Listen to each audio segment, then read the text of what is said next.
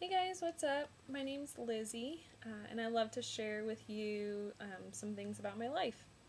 So, a word that I use to describe my life before knowing Jesus is two-faced.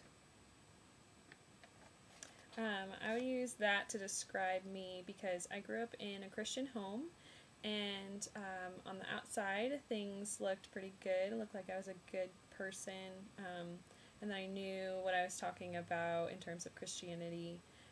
But I was really living a double lifestyle, and I sought for people to fulfill me. I looked to manipulate people and use them in order to make myself feel good because I thought I deserved to be happy. And so, whether that was in school or at parties or in music, whatever it was that I was involved in, I I thought people were to be used for my own benefit. And so when I came to college, I kind of continued down that path. But whatever I was seeking, like, it just left me feeling empty. And I just kept asking, like, can I ever be satisfied?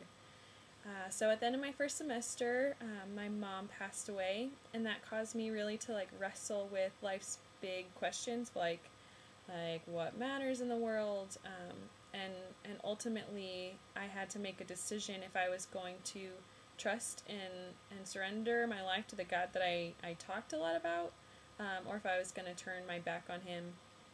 And so over winter break I asked God to help me surrender my life to Jesus, and that has been a transforming decision. And so now a word that I would use to describe my life is authentic. And I would use that to describe me because before I was constantly in hiding. I never wanted to be found out. I felt like I had to cover up all my secrets and all my sin.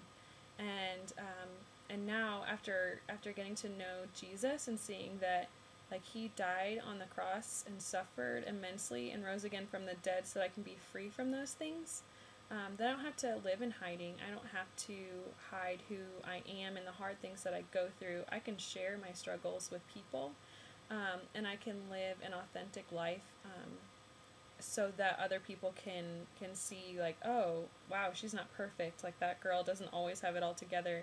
And just that totally frees me to love people, because I'm secure in the way that God has made me and in his love for me. That opens me up to not manipulate or use people just for my benefit, but I can look to Jesus' example of how he lived and loved people, and that can spur me on to love people the same way.